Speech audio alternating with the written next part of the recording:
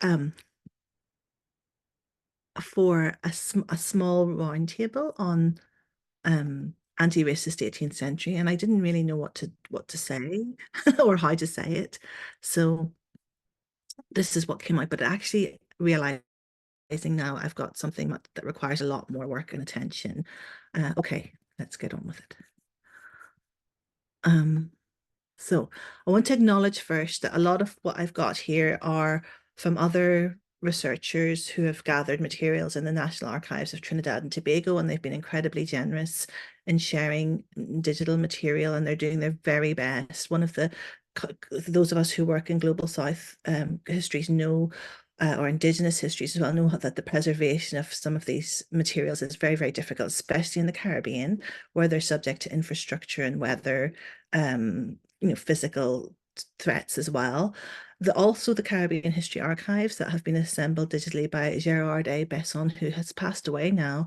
But Besson's father was actually also a planter, and his family were enslavers, but he's actually gathered a very comprehensive history of with works with Bridget Brereton as well. The National Archives in the UK, which a lot of had to pay the royal family for one of the images you're about to see. So a lot of these images are also in colonial possession. I also want to acknowledge Angelo Bisesar Singh's Virtual Museum of Trinidad and Tobago. Bisesar Singh was working, he sadly died early of pancreatic cancer, and he was assembling a lot of the materials. And so his aunt has put them on a Facebook site. And so we have a lot of his writings, but again, the archival materials that he's drawing on remain in a house that they've now bought. So I need to physically go there to see a lot of the archival materials he's drawing on. Again, they're trying to raise money for the preservation of these materials. I want to thank family members. It was like getting blood out of a stone, some of the information I had to get, and they still won't tell me stuff. But thank you for what they did tell me. And thank you to 18th Century Theory and Interpretation who are going to publish these essays that this is a part of. And also just for methodologies, I'm drawing on people like Hazel Carby, Stuart Hall, and Gayatri Bahadur, and others. Let me see. I can't see my own slide. Okay, I want to just think about how I'm working here, which is trying to make sense of it. I want to think of ways of, especially I think working with material from the Caribbean or working with histories, especially when you're from a place of exile and loss. So it was for a long time I struggled to even think of calling myself in any way Trinidadian or Irish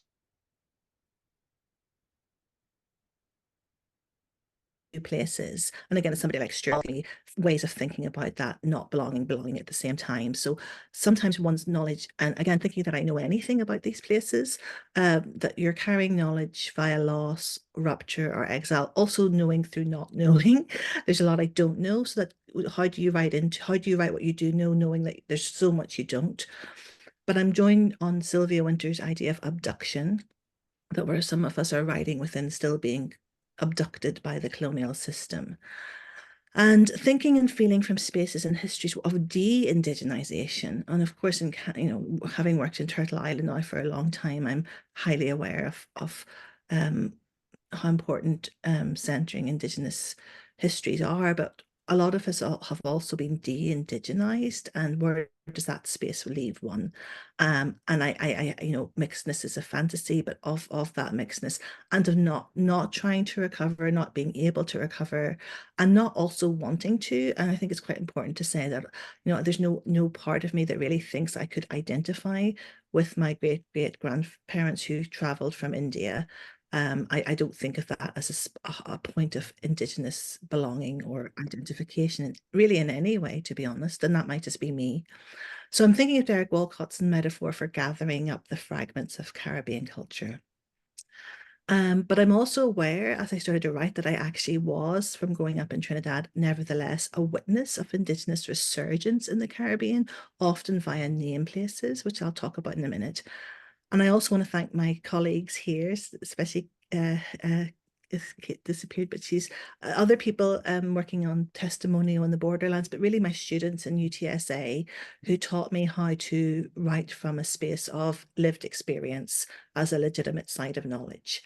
I'm also mindful of the pull in the academy and just in life to almost identify oneself almost as an exhibit, to say I am a this, or especially in a department that I am a one of them, and I'm not, and I can't be, and I don't think any of us should ever feel we have to be. So I want to say I'm speaking from a place of resisting for the fetishization of authenticity or identity or purity. And so where do we begin? And the place I decided to begin with to start to write is with place.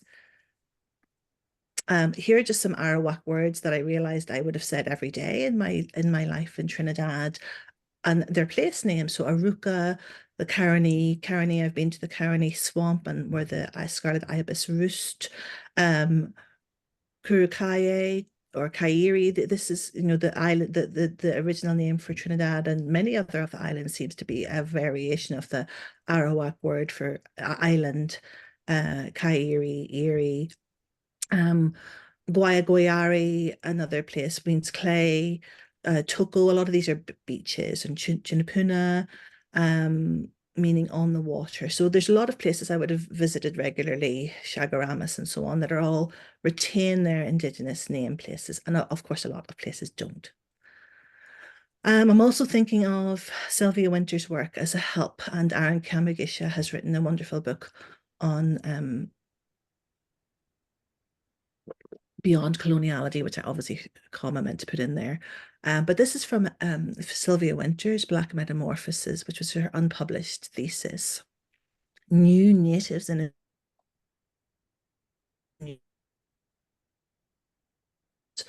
as the socio-economic sea change, the cultural metamorphosis by which the multi-tribal African, and I'll put in Indian, like from India there too, became the native of that area of experience that we term the New World. So she talks about indigenization rather than creolization. I think that's really interesting. And there's so much more to say about that. And she talks about the New World African culture is one whose crucible of conversion was exile, not just from original home, but from what was defined as the human condition, resulting in a culture that is native to exile. I find that incredibly helpful. And from Bahadur, who's written the book Coolie Woman, which is and when I was growing up, this was a slur. This was a slur, don't look like them. The move for upward mobility was definitely to resist looking like a field.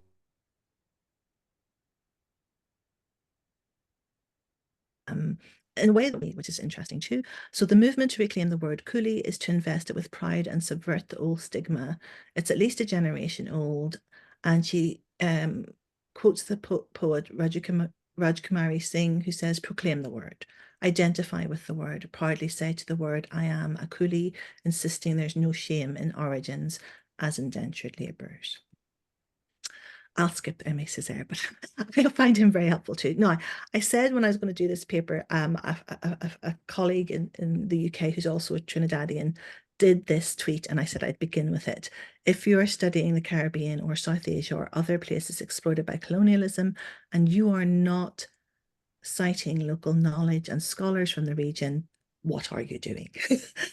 Perpetuating colonialism, that's what, and I said Columbusing. So I just want to note that the research on our places it often repeats these patterns of tourism, re the Caribbean. So the way in which we see white academics, often settler academics, going to holiday in Hawaii or the Caribbean, and I'm being very explicit here because it's part of a violent pattern. They also sort of do this research in ways that result in really problematic work as well. So I just, as we're in the early Caribbean society, I think it's important for us to be vigilant about how the Caribbean is seized upon, looked at, represented. Somebody's got their microphone on. I'm not sure who. Thank you. um, dipped into, and I see some disturbing comments on social media. I saw somebody saying, I'd love to get a grant to go down and research in the Caribbean, which is really combining. So this is a problem that I think we need to put front and center in the early Caribbean society. Okay, so here I go. Let me see, I'll try and go as fast as possible. I'm already taking too much time. This is the image I had to pay the royal family for, literally the Royal Collections Trust. Okay, so this is the Great House, Coblenz Gardens. When I first read White Sargasso Sea by Jean Rhys, I had a very clear image in my mind. I was reading it in Dublin, sort of in my first year as an undergraduate when I was about 18. A first clear an image in my mind of the decaying Colubri estate, so vividly described by Antoinette Causeway in the opening. For part of my childhood in Trinidad, I had lived in a house on the former Coblenz Gardens estate, St. Anne's in Port of Spain, and my house was just opposite this great house. Coblenz Gardens had been a pleasure spot in Trinidad, established in the 18th century that changed ownership many times between Spanish, French, and English enslavers and planters. In 1794, it was described as a resort among, quote, the most healthy and well-watered, and the island has several streams and sacred indigenous waters that run through it. It was named for Koblenz in Germany, which was an old city on the Rhine, famed for its beauty, and it came into the possessed by Leon Agostini, who also inherited a large cocoa plantation in Cora Valley by marrying Andre Ambard's daughter, Marie Josephine, in 1877. Now, this is another way in which women are often a carrier of colonial property, and this is more work's being done on this now too. Agostini, who was originally from Corsica, oh, so, but I want you just to pay attention to this tree on the left, okay, before we go any further. That's the tree. It's called a saman tree, often or a rain tree, but in Trinidad we call them saman trees. Very, very, very broad kind of. And it was full of, we would often stand and look at all the life going on under this beautiful tree. Okay, so Augustini would originally from Corsica would go on to build many and design many buildings. The Whitehall here, which was his original residence, was one of the main colonial buildings around the port of Spain, Savannah, and it's a distinctive blend of Palladian style and Agustini's Islamic Mediterranean influences. It would then to become Eric Williams's first residence when he became Prime Minister of Trinidad and Tobago. Again, it needs a lot of money and investment to preserve this building. In Koblenz Gardens, when I looked out my window, I saw the branches of this tree to the left. They didn't reach quite all the way across, but they were close by. I could see the canopy of the tree. By then, the house was crumbling. So this is, I can't believe I found this. Because a lot of my belongings are still in England, having traveled around. But obviously this is one of my special photographs. So this is the view from my bedroom window, and that is the house as it was then. That's in the turn of this century, sort of. I can't remember exactly what year. But that was what the house was like. So I remember it as that sort of ruin, and it was really the tree that dominated the space now. We're talking about humidity there, and you can see how there's another level of humidity there. By then, the house was crumbling and the vegetation all thick around it, its glories well past. All Colubri estate had gone wild like the garden, gone to bush, says Antoinette Causeway. But somehow, even when I was small, I had known that the great house had been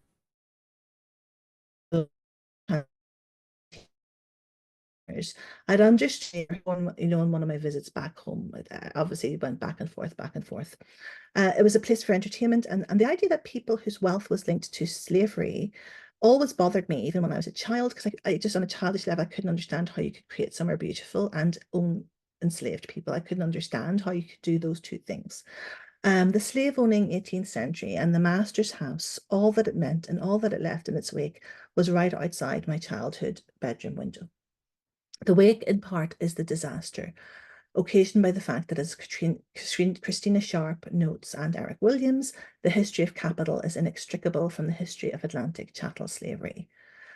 Our own house, here it was, it is, our own house was in the arts and crafts style, bought for the appearance of upward mobility. This is really important. My father absolutely wanted to buy a house in this area for reasons of social status, even though it was not a house he could necessarily afford. And we lived in it. It was empty of much. We had literally beds and that was it. So I don't know if this is a pattern in Trinidad where people buy that house but can't actually put the furniture into it.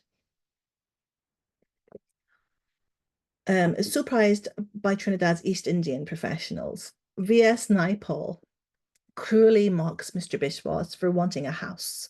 all the while knowing that the master's house was never intended for him. The good colonial is revealed to be another erasing myth that ultimately supports only racial capitalism and white supremacy. So, what does it mean for this house to be in my family when it also is part of this racial capitalist network? Naipaul's satire would have actually benefited, I feel, from being more clearly targeted at the seat of power rather than at its pathetic aspirants. So Copeland's house was a real place of decaying Caribbean past, festering even in a good neighborhood. It was ruined by a fire and there was nobody put money into restoring it. Again, this mimicked, as Nike Paul says, ideas of Enlightenment culture and putative civilization. In fact, it was a physical testament, like all masters' houses, to the myths that gloss colonialism's turpitude. As Sylvia Wynter puts it in her 1971 essay of Novel and History, Plot and Plantation, A House for Mr. Biswas reproduces the myth of the individual in the liberal and market economy as being now totally sovereign and free, but later to be shipwrecked by developments of this structure. What Wynter names as the plantation is never really passed, but persists in the new market economy. So, people like my family have bought into the market economy without realizing that they're still abducted to its forces and part of the oppressive system. I had seen cane workers in the field. This kind of sight would have been very familiar to me and anybody driving around Trinidad. On drives down to San Fernando, especially where my family originally arrived. They were descendants of Indian indentured laborers whom the British had brought to Trinidad from 1845 to replace the labor of enslaved Africans, now emancipated from chattel slavery, but provided with little to sustain livelihood. This is the register. So the National Archives in Trinidad really have very comprehensive records, which I hope one day to be able to go and see, of indentured labour arrivals. And this is the first record. And so they have their original name and the father's name, and then their age, and then remarks here. And you can see them being often sometimes renamed or given, but dead, whether they're alive or dead. So this is Eliza. I mean, what I'm really looking at here is how the technologies of chattel slavery then are just brought into indentured labor, albeit it's a different system. I want to make that very clear too. I'm not an ascriber to the idea that it's all a spectrum. Chattel slavery is a property making of property in a way that indentured labor isn't. And I think it's important to keep that distinction in mind. Okay, so my own grandfather, these are coolies arriving from India, people sitting down. This was the name they were given, and that we're trying to re-seize that word, but here that they are having arrived. My own grandfather left Faizabad, Uttar Pradesh, as an economic refugee, as one of these people, and came over to Trinidad in search of means to live at the turn of the 19th century, maybe a bit earlier. Okay, so his son, this is my family here. His son Ramat James, so this tall man at the background is my great grandfather, and this is my great grandmother Sarah. This is Ramat James, and this is Sarah Maharaj holding my great uncle Eddie, who just passed away a few years ago. But beside the baby here is my grandfather, Dixie Dalachan Sinanan, and actually all of her children survived. She had 15 children, no twins, which is quite incredible. And a couple of I think my Auntie Irene's here at the very front, the smallest child at the front. She's still living in London. And sadly, my Auntie Sita, sitting beside her, just passed away last month. So quite a long-lived family. My Auntie Nina here on the right, the tallest, I remember going down to her house in San Fernando, and I have very vivid memories of picking fruit and bananas in her garden when I was little. So all of these children, all of them except Auntie Nina, all of these children were sent to European universities, either Oxford, Cambridge, or Queen's University in Belfast, which is the Northern Irish connection, to do medicine or law. That was the choice. And his Ramit's father was an indentured laborer. By the next although Ramit and Sarah received no formal education, they were able to send their next generation, their children, to European universities. I think that's quite an incredible leap. So okay, I've seen the ledger that Sarah kept in San Fernando, whereby through huckstering and small sales, she and Ramit managed to buy up small parcels of land for each child, and they put a parcel of land into each child's name. Um, and then they were able to open a haberdashery. Now, I don't know the mechanism. I have to do more research on the mechanism by which they were allowed to buy up these parcels of land. And you can see how the movement from plot to plantation happens. And of course, I think, if I was Sarah, I probably would have done the same, want to avail of this opportunity. It's definitely an opportunity not open to my Irish side of my family. And if I were to try and merge the Irish histories and the Trinidadian histories, it would be very interesting, but also very difficult. So it's just quite interesting. And yes, there's race and then if would have been Queen's Royal College and they moved up, but CLR James's family, were able to send him to Queen's Royal College and then into European education. So we can see this pattern across the Caribbean of upwardly mobile, educated professionalization at the same time as we see the persistence of some sort of unfree labor. Okay, and literally here they are moving from plot to plantation. This is a small, tiny street, but I think they did it as a sort of local joke for the family. The original name apparently was Sinanan, and that's still a name in Guyana. It was anglicized to Sinanan. So there's that new indigenization. Sinanan's only a name that you'll find in Trinidad, and this is just a small side street. Apparently, my uncle Andrew they did it. I don't know the story why they did that, but there it is. Okay. Um, okay, so here is the Caribbean area is a classic plantation, since many of its units were planted with people, not in order to form societies, but to carry on plantations to produce single crops for the market. And that is to say, and I think my family didn't, they built premises on their land or houses on their land. Okay, so as Eric Williams has shown, our societies were both cause and effect of the emergence of the market economy, an emergence which marked such a change in world history that we are all, without exception, still enchanted, imprisoned, deformed, and schizophrenic in its bewitched realities. Winter puts it so well, the complex, ambivalent dynamics that these specific histories give birth to. The culture recreated traditional values, use values, and we see this now with oil extraction and tourism. Most of my family in Trinidad are very committed to economic, values. This folk culture then becomes a source of guerrilla resistance to the plant. We find the folk culture. Okay, I'm going to pause here for a little while. So by the late 20th century in Trinidad, the sugar industry, primarily the monopoly held by the British-US sugar company Tate and Lyle, and the US-owned oil industry were sites of such harsh labor regimes going alongside this that were imposed by foreign owners, that the resistances of the Black Power movement combined with the East Indian labor movement, that people had taken over the sugar cultivation. So they joined forces and they led to the government's nationalization of Tate and Lyle's holdings. This company, Kerry Limited, finally closed in 2003, and now the former sugar producing lands have been given over for more property development, property that Trinidadians can't afford. As Audre Lorde notes of the Master's House, the master's tools cannot dismantle it. And in this sense, Caribbean post-slavery and post-independent movement, while molded in the master's racial capitalist image, clearly dismantle nothing. The time of the wake is not linear.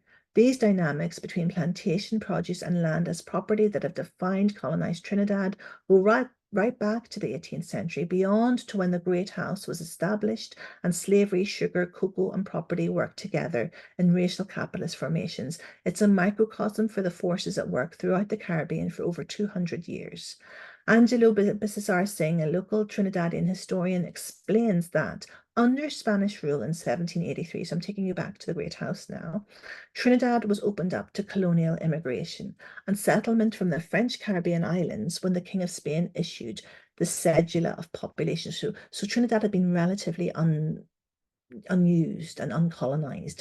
And again, very little history given to what happened to Indigenous people there. Where did the Indigenous people of the Coblenz estate go? They had left, been moved. Free Black people and African enslaved people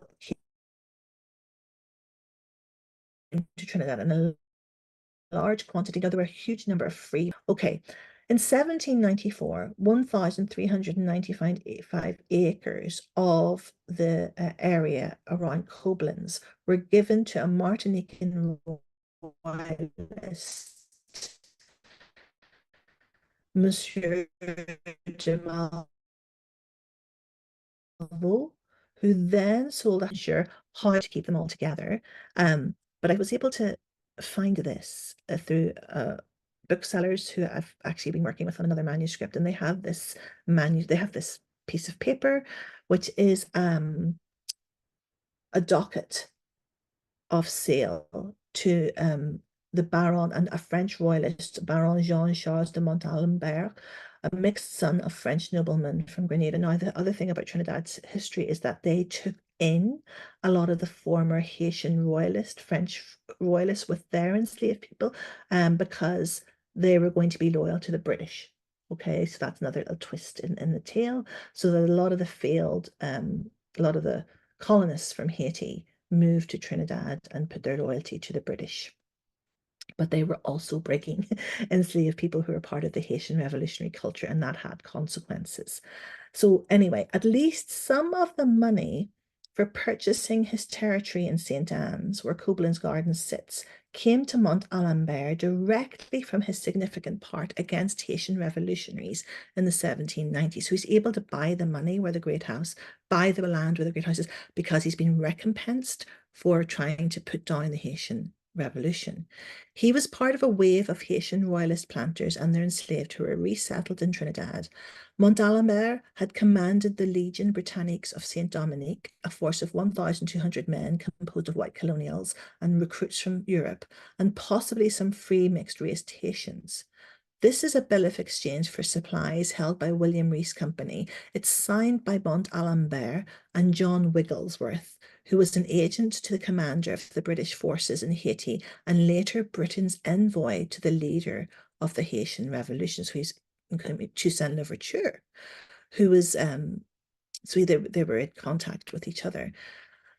As Gerard Besson described, Montalembert did not then have any. So then I looked more into Montalembert and his fate, and actually his overseer poisoned half of his enslaved people. This was one of the most fatal but effective forms of resistance, was to actually kill the capital that resides in chattel slaved bodies.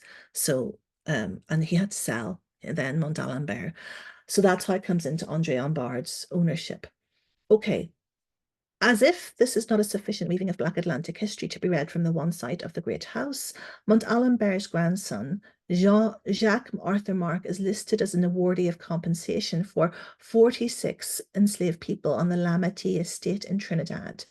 The French have a good sense of humor, don't they? In 1836, in a suit with Henry William Cavendish. The great house, then, outside my bedroom window, is connected through this claim to the wealth that underpinned Bolsover Castle in England and the British aristocracy. Much of Caribbean history stood under my bedroom window in the ruins of the great house. Okay, not too much longer. The great house was to see glory days of high empire before its decline. It passed to Ambard, a French Creole cocoa estate magnate worth millions, and through his daughter to Corsican Agostini, as I've said. In 1880, Agostini hosted Queen Victoria's sons, Prince Albert Victor and Prince George, at the Great House, complete with a marquee for 400 guests. So it's hard to think of this ruined house. This was its glory days. These had a 400 guests at a grand ball. If you look down at the lower image, you'll see Ik Dien, I'll probably pronounce that properly in German, which means I serve, the motto of the Prince of Wales. But here it also expresses the colonists' delivery of all that is violently wrested from the colony to the imperial master. So there's lots of these images and postcards still in the National Archives in Trinidad. Meanwhile, this is Richard Bridgens, who's another British furniture maker and draftsman who came to Trinidad and did lots of sketches. So this is just a sketch. I hope you can see it, but these are still preparing for the field. So enslaved labor is still going on in 1834. Meanwhile, And here he is cutting canes. And I think this is, around that switch over just before emancipation. So the house outside my bedroom window was the site of Spanish, French, and British empires built on the extractive violences of slavery, land theft, indigenous genocide, chattel slavery, indentured labor, and anti-revolutionary bloodshed. In his famous comparison of the imperial culture that birthed the Nazis to a building, Aimé Césaire insists, before engulfing the whole edifice of Western civilization in its reddened waters, it oozes, seeps, and trickles from every crack. The master's house, be it a real house like Koblenz or the metaphorical house of Western civilization,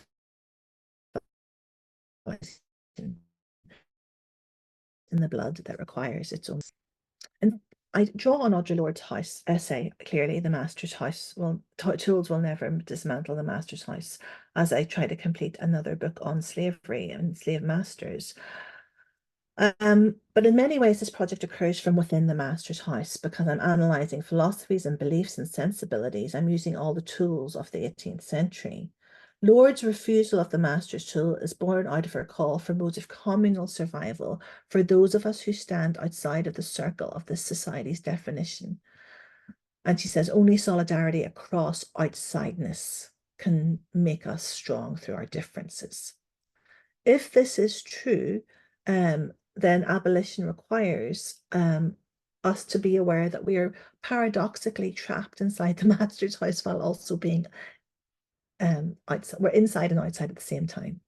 We are within its powers and assumptions while being denied its privileges in many ways. But in a recent conversation on Lorde's essay for Silver Press, it was one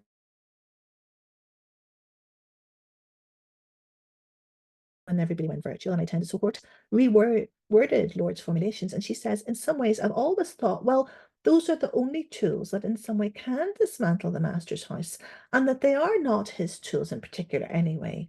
And she says, I must particularly go after the master's house with his tools. So I love that riff. And I don't think I can choose between the positions, but I love that idea that even if I'm caught and captured and abducted by the academy, I am going after the master's house with his tools. And in fact, as you all know, many enslaved people, domestic servants, hid tools, literally physical things and knives in the walls of the master.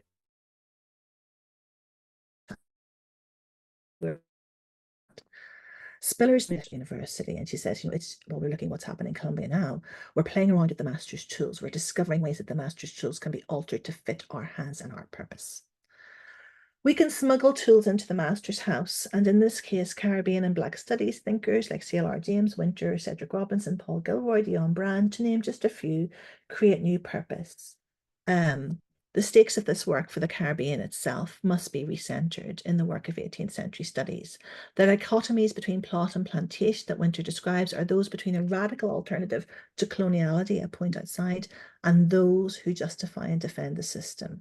The system is the toxic bequest of the 18th century to the Caribbean.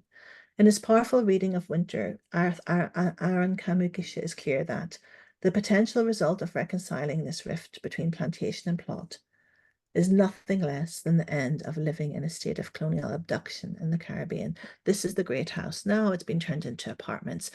That you can see they've tried to replicate the style of the original house. But what's really important for me is that the tree is still there. That saman tree is still there, and they went out of their way to make sure there's two more actually just sort of behind us here in the view.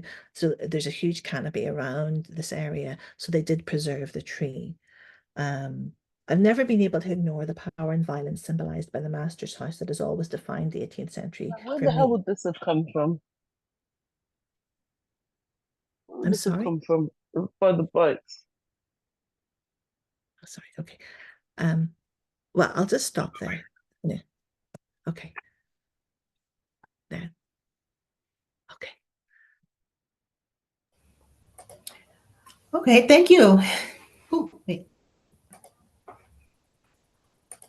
Yeah, a round of a virtual applause for Kerry. Thank you. Okay, so let's open the space for questions. Seems like we had a little one that was like preemptive. Yeah. I don't know if I was finished. I was pretty much finished. Okay. That was me. I was just going to say, I'm glad the tree's still there. And maybe a tree is not a house, the opposite of what a house is. Yeah. Any questions? Hi, Maureen? Maureen. Maureen. Hi, Maureen. Lovely to see you. Maureen's in Galway. I am indeed. Kerry, that's wonderful. Thank you so much. I suppose I have two.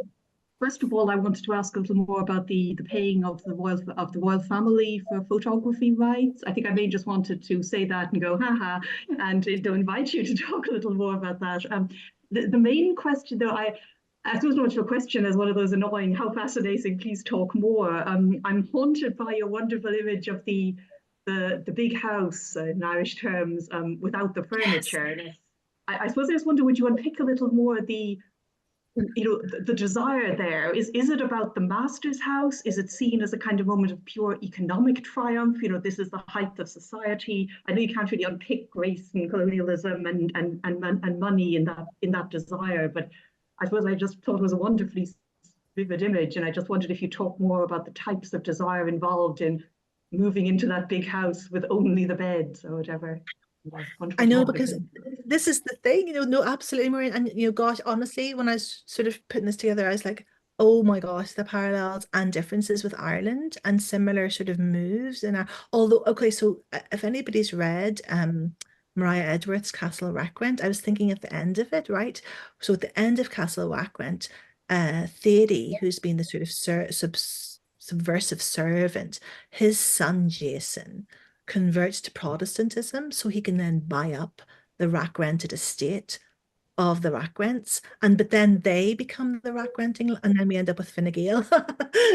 In Ireland we end up with a property owning class who are, and so that's definitely the Sinanan family. You can see by their clothes they quickly convert to Protestantism, so they can send their children to the best schools. And for them, it's all about education. So Sarah and James, like my Irish grandparents, well, my Irish grandparents actually had education to 14. So they were literate, but they didn't have any beyond education. But Sarah and James were not educated. And so that's like the number one thing. And I think then, yeah, you don't want to live out in the fields. You don't want to, this idea to house yourself is just so powerful. And in fact, I know I'm going to have to do a lot of research onto the mechanisms by which who could buy what land happened. So I know my grandfather acquired a whole lot of land, and I have others of those sons in that photograph. I know a lot of the land was bought and drunk and gambled away as quickly. It's very like Ireland, so they bought the land and then just got literally drank and gambled away. My own grandfather, who was known as the Lion locally, did not do that. He kept a lot of property. That's now, my father passed away in September. So I think it was just this idea to show that you were not, the message I always got was not to be. I remember arriving in Trinidad once when I was in Dublin. I started Trinity College Dublin, and I arrived with a nose piercing because it was cool, and it was immediately told to take it because I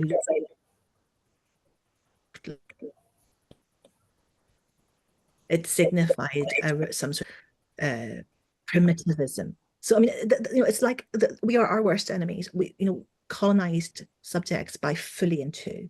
So as long as you've got the house and the facade, that's what's really important. Maybe my father's very unusual, but I just don't think he is unusual. And the irony of that is that I wouldn't have got to university without a full grant from the British government. Because the economic exchange rate, they weren't that wealthy, and they weren't wealthy enough. So there's sort of all these hierarchies, and then people like CLR James and Nightpaul, they got there. Thanks, Eric. Thanks, see you soon. They got there because of grants and Frantz Fanon, Emma Césaire. It's all paid for by the European government. So again, we've been able to use the master's tools. So I don't know if I have more to say about why they are so. My family wouldn't be happy with me saying it. Like they're not here.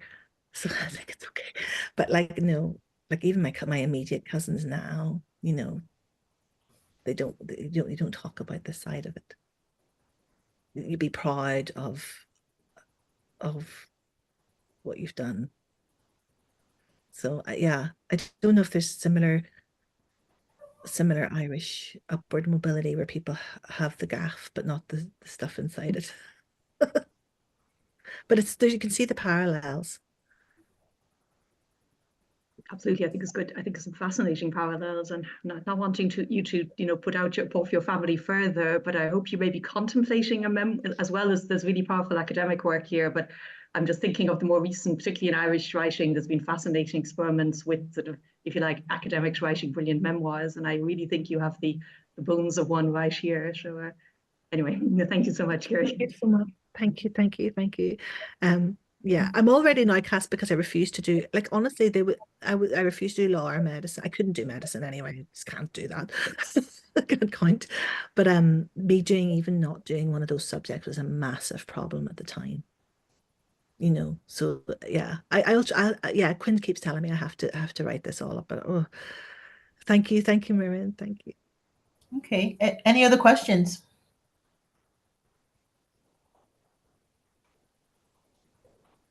Kai? Hi. I have a question kind of going more back to the sort of like framework stuff that you were talking about at the very beginning of the talk. And so this is a little bit of a theoretical question, but it's something I'm very interested in, so hopefully it resonates. But you talked about like wanting to kind of like the tension between about like that slide on the slide you said like authenticity / identity / purity, and like it made me think of like how in some fields that is like there's like on the one hand some places where that is like the standard or like the thing people are trying to achieve, and so it's important to like combat that with by bringing like what you wrote as like mixedness in. And then I'm thinking also about like from an Indigenous studies perspective where there's like kind of the flip side happening where everyone for a while wanted to say like, oh, Indigenous people are mixed, and so people had to like there was like sort of a backlash to that with the sort of authenticity, identity, purity rhetoric. And I'm just curious if you have thoughts about like how to use some of this like history that of like the different levels of empire and of like colonial experience and things to maybe like somehow evade this entire binary. I don't know if that resonates with you at all. Oh yeah, no, I'm really glad I mean, this obviously this is the thing, right? So how do we stop pretendarianism? How do we stop the dilution of these terms so they don't mean anything? But how, and I think the common denominator is we're doing this all on the master's terms, right?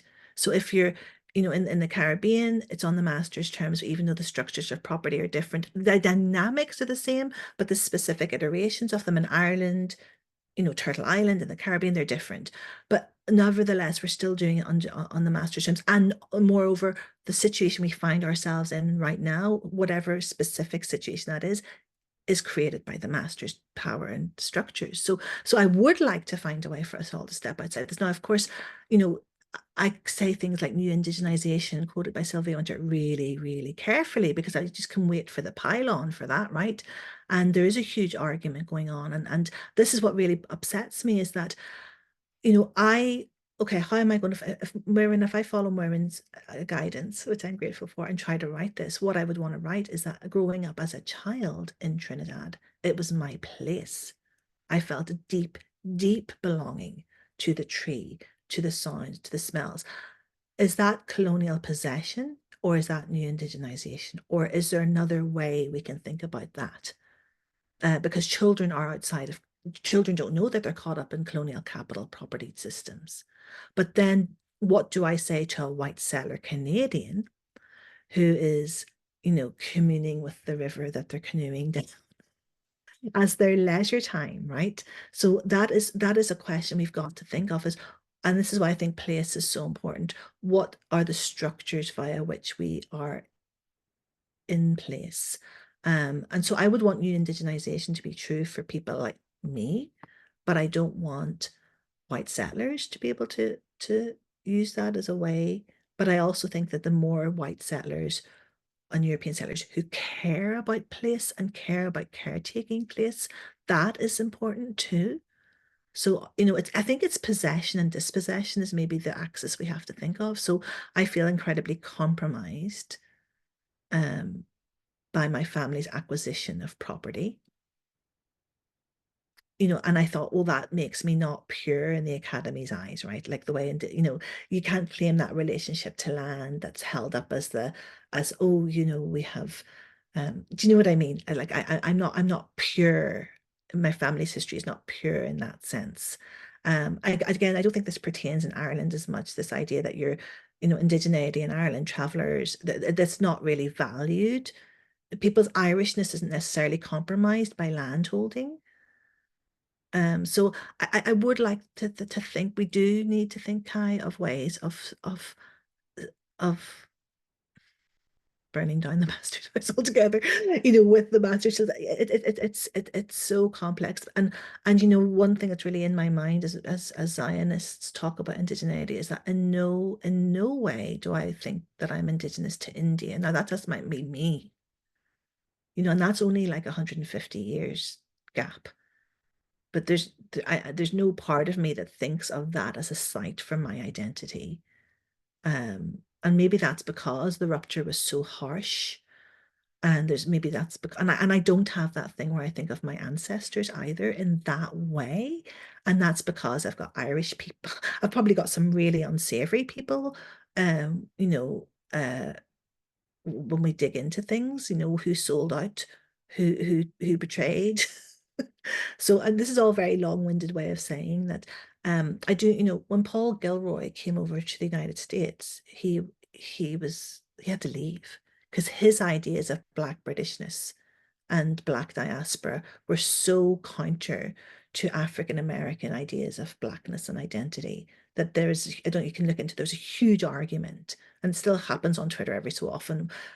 Whereas Paul Gilroy was my kind of another person to think with in terms of diasporic identity. So I mean, I think there's, maybe you have other thoughts yourself about what's needed. I don't know. I don't know that I have thoughts, but I want to thank you for that. It's like I think you're absolutely like, the idea of place feels really important. The tree feels really important, and like, yeah, like situatedness in place. So that's all I'll say. Thank you. Without possession. Yeah. Thank you, Kai. I think we have one more question from Maha. Yeah, hi. I tried to use the raised hand function. It doesn't work. I'm not sure why.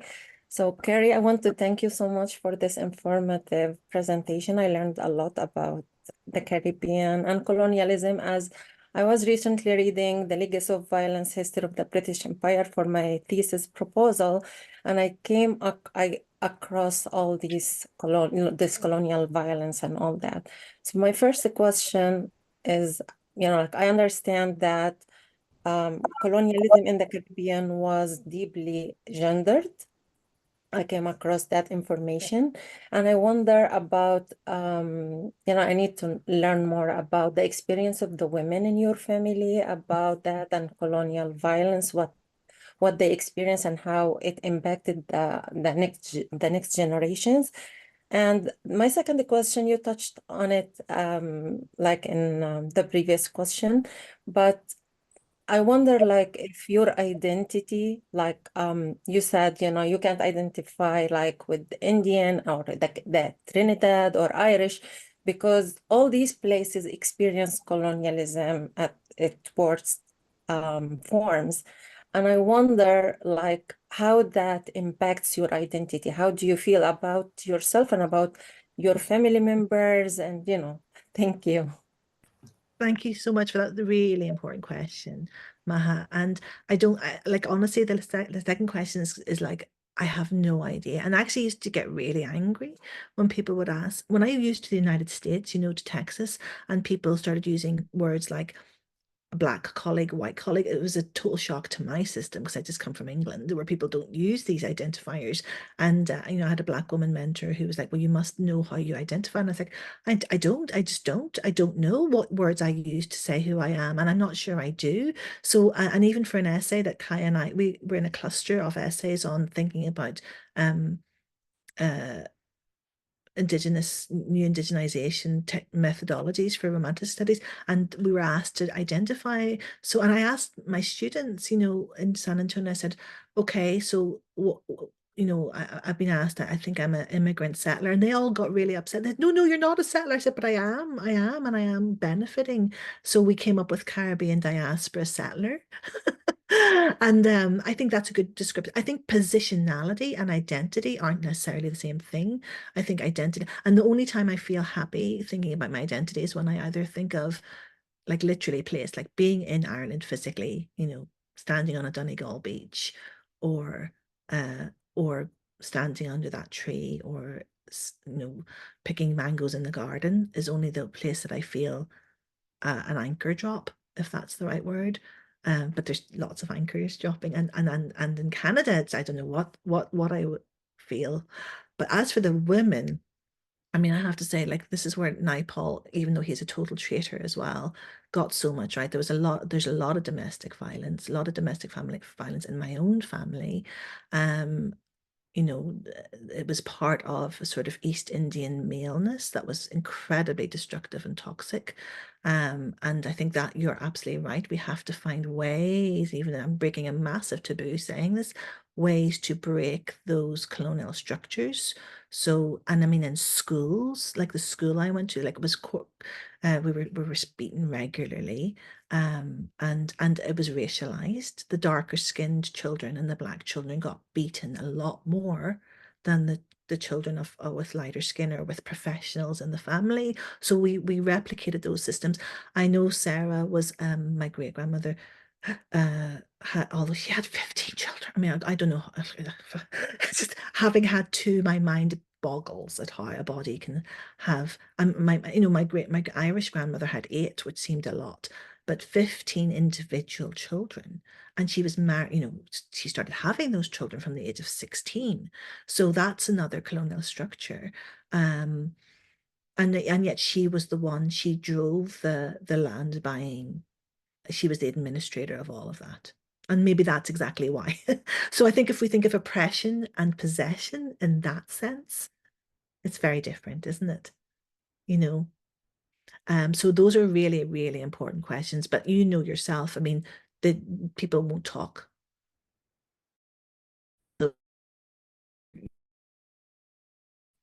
Through secrets to even think of how to talk about this. But thanks, I know that's your own work, so we have to think more about how we do this. But I think being ready to break taboos is really important.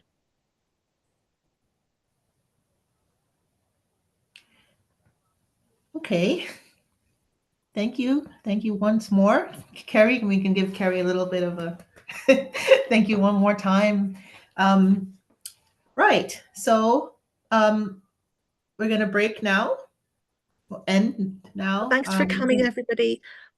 Yeah, and Kai or Chibo or anybody, Maureen, anybody, like we're opening our seminars to any work in progress that you think it doesn't have to necessarily even be tied to the Caribbean. Sorry, Lisa, go ahead. No, I'm saying even Lisa's invited as well to kind of give a talk as well. If she Oh, great, definitely. All of you. Okay. Thanks for coming. Thank you. Thank you. Bye.